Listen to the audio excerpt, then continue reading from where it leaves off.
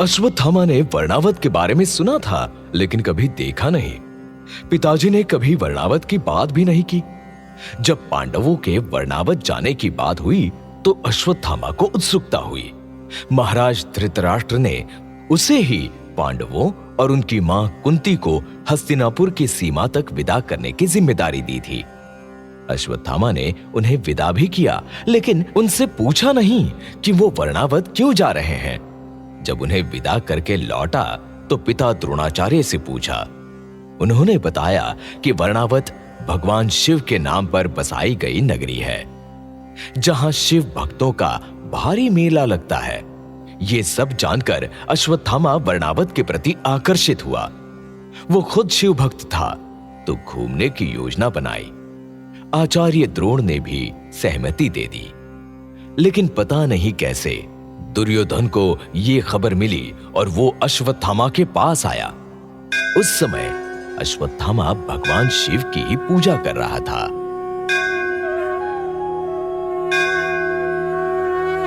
ओम त्र्यंबकं यजामहे सुगंधिं पुष्टिवर्धनम् उर्वारुकमिव बन्धनान् मृत्योर्क्षयमामृतात्।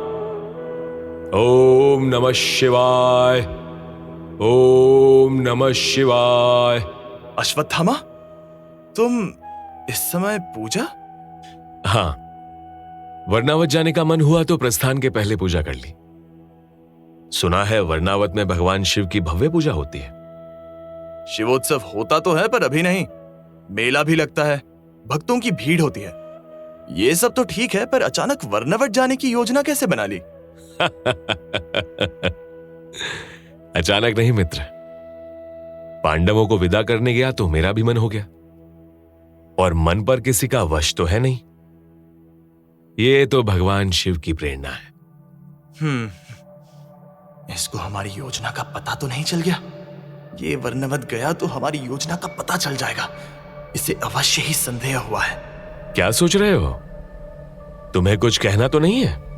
नहीं, बस इतना ही कि तुम अभी वर्णावत मत जाओ। पांडव अपनी माता के साथ गए हैं, वो लौट आए तो हम साथ चलेंगे। महादेव का आशीर्वाद मुझे भी लेना है। और इस तरह अश्वत्थामा वर्णावत जाते जाते रह गया। दुर्योधन ने जिस तरीके से उसे मना किया, उससे अश्वत्थामा को संदेह हुआ। यह पहली बार था जब दुर्योधन खुद अश्वत्थामा से मिलने आया। वो अपने को राजा से कम नहीं समझता था, तो उसका खुद आना कोई साधारण बात नहीं थी। अब अश्वत्थामा के मन में ढेर सारे सवाल पैदा हुए, लेकिन चुप रहा। दुर्योधन ने बड़े अधिकार से मना किया तो वो विरोध भी नहीं कर सका। लेकिन उस दिन दुर्योधन अश्वत्थामा के लिए एक रहस्य बन गया। और दुर्योधन ही नहीं, वो कर्ण और शकुनी को भी अभी तक नहीं समझ पाया था। छल कपट जानता ही नहीं था, इसलिए उन्हें समझना आसान भी नहीं था। लेकिन अब उसे बहुत कुछ जानना था, तो वो सीधे महात्मा विदुर के पास गया। उनसे एकांत में मिला और पूछा, महात्मा विदुर को द्रोण पुत्र अश्वत्थामा का प्रणाम। अश्वत्थामा, तुम यहां इस राजभवन में? राजभवन और आश्रम में दूरी ही कितनी है महाराज? कुछ पूछना था तो चला आया। अवश्य पूछो अश्वत्थ। मुझे लगता है पांडव वर्णावत स्वयं नहीं गए, उन्हें भेजा गया है। हाँ, ये सच है। महाराज धृतराष्ट्र ने उन्हें बताया है कि वर्णावत में वार्षिक मेला लगता है, जिसमें कुरुवंशी सम्राट सम्मिलित होते हैं। इस वर्ष युवराज युधिष्ठिर को उनके भाइयों सहित इसलिए भेजा गया कि वहां की प्रजा अपने युवराज को देख ले। केवल इतनी ही बात नहीं है महाराज विदुर। दुर्योधन ने पांडवों और उनकी माता को छोड़कर किसी और को जाने से मना किया, और मुझे मना करने वो स्वयं आया था। ये भी सच है, उसने सबको वहां जाने से मना किया है। शकुनी से कुछ बातचीत भी कर रहा था। आप अधिक विचार ना करें, मुझे षड्यंत्र जैसा कुछ लग रहा है। दुर्योधन भले ही मेरा मित्र है, किंतु मुझे उस पर तनिक भी भरोसा नहीं। मुझे तो पांडवों के प्राणों पर संकट दिखाई दे रहा है महाराज। मैं देखता हूं, ये सब किसी से बताना नहीं, किसी को तुम पर संदेह नहीं होना चाहिए। और अश्वत्थामा आश्रम लौटा। उसने महात्मा विदुर की आंखें खोल दी। उन्होंने तत्काल अपना गुप्तचर वर्णावत के लिए रवाना किया। कुछ ही दिनों में उन्हें खबर मिली कि पांडवों और मां कुंती के ठहरने का इंतजाम जिस भवन में किया गया है वो लाख का बना है। एक चिंगारी इस भवन को भस्म कर सकती है। अश्वत्थामा का संदेह सच हुआ, लेकिन विदुर ने राज खुलने के डर से उसे भी कुछ नहीं बताया। उन्होंने एक दूत के माध्यम से युधिष्ठिर को कूट शब्दों में संदेश भेजा।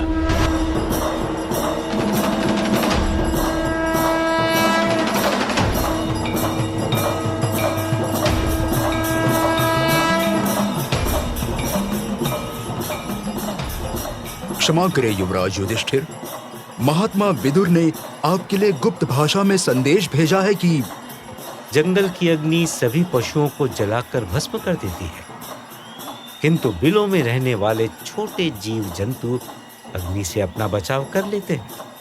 और युवराज, उन्होंने इस संदेश को गुप्त रखने के लिए कहा है। संदेश गुप्त है और गुप्त ही रहेगा। तुम जाओ और उन्हें सूचना देना कि हम पांचों भरत माता कुंती के साथ ही कुशल हैं। और दूत लौट गया। युधिष्ठिर ने अपने भाइयों को गुप्त सूचना के बारे में बताया। हमें इस भवन से बाहर निकलने का प्रबंध करना होगा। नहीं भैया, यहां मुझे बहुत शांति मिलती है।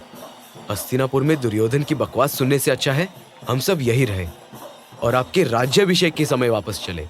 यहां से हमारा लौटना संभव नहीं है। दुर्योधन ने हमें आग में जलाकर मारने की योजना बनाई है। उसका ये दुस्साहस मैं मार डालूंगा। समझता क्या है? शांत रहो भीम, हम सबके प्राणों पर संकट है। यहां कभी भी आग लग सकती है और हम इस भवन में जलकर भस्म हो सकते हैं। तो आप ही बताएं भैया युधिष्ठिर, हमें करना क्या है?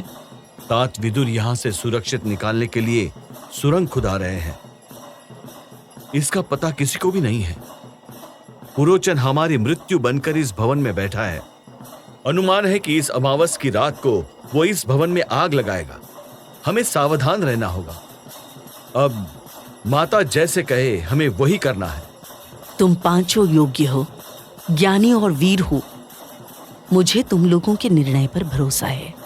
आप चिंता ना करें मां, आपका पुत्र भीम आग की आंच आप तक नहीं आने देगा, किंतु दुर्योधन को इसका दंड मिलना चाहिए। अभी हमें केवल अपनी रक्षा करनी है भीम। शेष बातें हम यहां से निकलने के बाद ही करेंगे। और लगभग 1 साल बाद हस्तिनापुर में आग की तरह खबर फैल गई कि वर्णावत के भवन में आग लगी और पांडव और उनकी माता सभी जलकर राख हो गए। भवन में 7 लोगों के कंकाल मिले। कंकालों से व्यक्ति की पहचान नहीं हो सकी, लेकिन पता चला कि 7 में एक कंकाल धृतराष्ट्र के मंत्री पुरोचन का था। खबर सुनकर अश्वत्थामा के होश उड़ गए। वो इसकी सच्चाई जानने के लिए महात्मा विदुर के पास भागा। तो अश्वत्थामा को क्या पता चला?